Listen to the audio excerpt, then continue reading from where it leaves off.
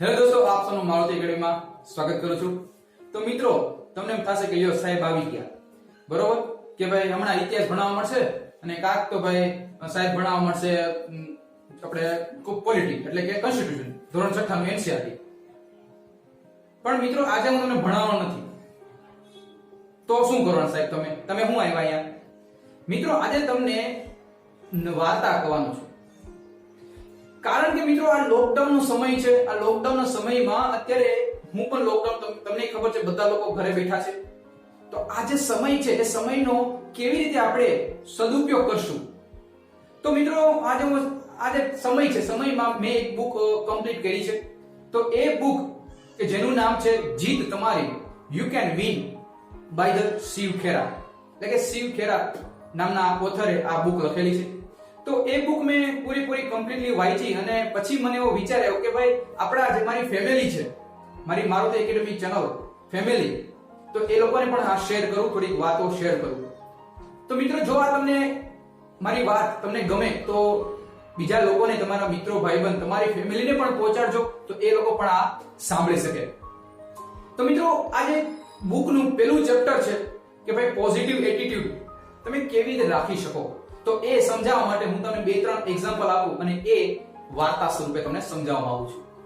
તો મિત્રો, વાર્તા એવી છે કે ભાઈ એક નાનો તો છોકરો અને એ મેદાનમાં રમતા હોય છે અને એક ફુગાવાળો ભાઈ ત્યાં ઊભા હોય છે અને દરરોજ ફુગા વેચતા હોય છે। અને ફુગા કેવા હોય? ફુગા લાલ, પીળા, કેસરી, ગુલાબી, કાળા, બધા અલગ અલગ પ્રકારના ફુગા। અને તમને ખબર છે છોકરાઓને ફુગા તો બહુ ગમતા હોય છે। હવે આ ફુગાવાળો શું કરે કે ભાઈ જ્યારે કોઈ વ્યક્તિ ન આવે, કોઈ છોકરો ફુગા ન લેવા આવે, ત્યારે શું કરે? એ ફુગો, કોઈ પણ એક ફુગો ઉડાડી દે। શું કામ? કારણ કે લોકોને આકર્ષવા માટે, લોકોને કે ભાઈ જો ફુગા જાય છે તો છોકરાઓને ઓલું થવા માટે કે ના હાલો ફુગા લેવા જઈએ આપણે। અને આવી રીતે આ કમાણી કમાતો અને રોજગારીનો પોતાનું ચલાવતો ફુગાવાળા। હવે થયું એક દિવસ કે નાનો તો છોકરો આવ્યો એની પાસે અને આમ શર્ટ ખેંચો અને એને કીધું કે અંકલ, આ તમે બધા ફુગા માંથી તમે જે કાળા રંગનો ફુગો છે, તમે શું એને મૂકશો તો શું એ પણ ઉડશે, ઉપરથી ઉડવા લાગશે?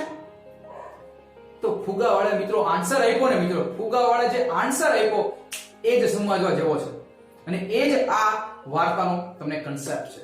ફુગાવાળાએ આન્સર આપ્યો કે બેટા, ફુગા તો કાળા રંગના હોઈ શકે, ગુલાબી રંગના હોય, લાલ હોય, ગમે રંગના ફુગા હોય, પરંતુ એમાં જે એનો મતલબ એવો નથી કે એ બધા ઉડશે। એ ઉડવાનો પાછળનું રહસ્ય શું છે? એની અંદર રહેલો હિલિયમ વાયુ, નાઇટ્રોજન વાયુ।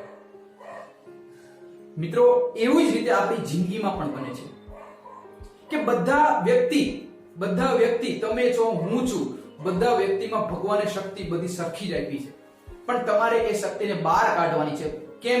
જેમ કે આપણી અંદર કેમ ફુગા છે તો ફુગામાં હિલિયમ વાયુ ભરેલો છે, એવી રીતે ભગવાને પણ આપણી અંદર શક્તિ આપેલી છે બધી રીતે, પણ આપણે ઉડવાની જરૂર છે, એને સ્પ્રેડ કરવાની જરૂર છે, બહાર ખીલવવાની જરૂર છે મિત્રો।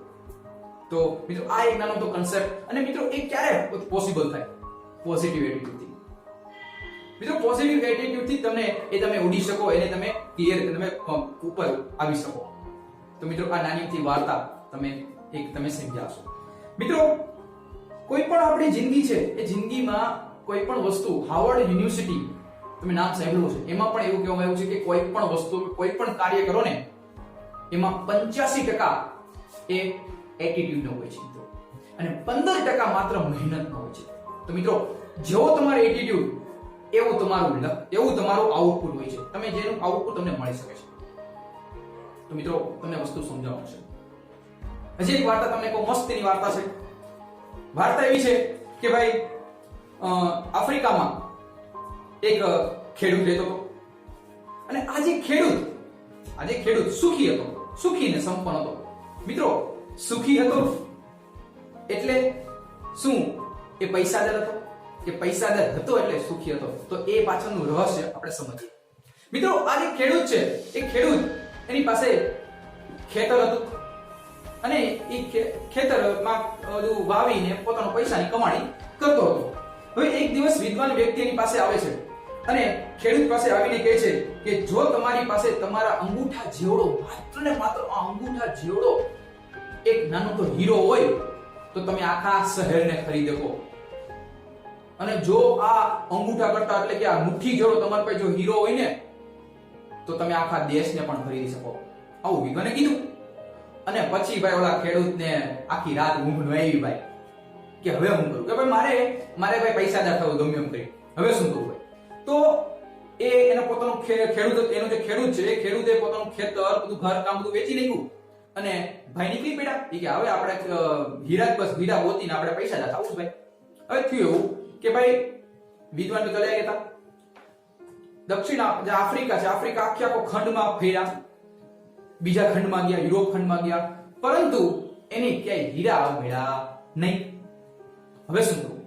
દુખી થઈ ગયો, હાવ નિરાશ થઈ ગયો, આમ બેહી ગયો કે હવે હું કરું ભાઈ, હવે કઈ જિંદગીમાં કઈ છે જ નહીં, હવે કે આપણે કઈ મળવાનું નથી, સુખી કઈ થાય નહીં.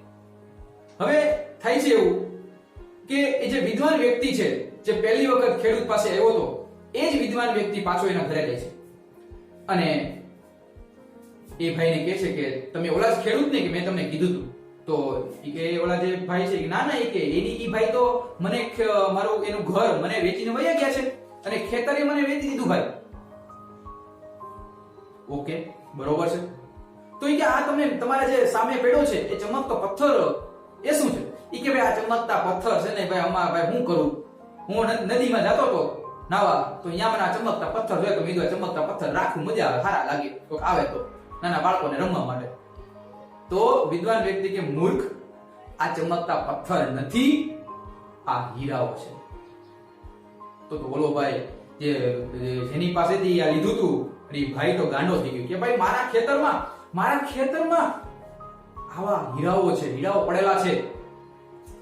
અને એ ઉપરથી આપણે આ વાર્તા ઉપરથી આપણે એક શીખ મળી છે કે મિત્રો કે કોઈ પણ વસ્તુ તક, એટલે કે જો તમને તક હાથ વેતમાં જ હોય છે મિત્રો, તક એ તમે ઝડપી લો ને તો તમે એ વ્યક્તિને ક્યાંથી ક્યાં તમે પહોંચી શકો છો.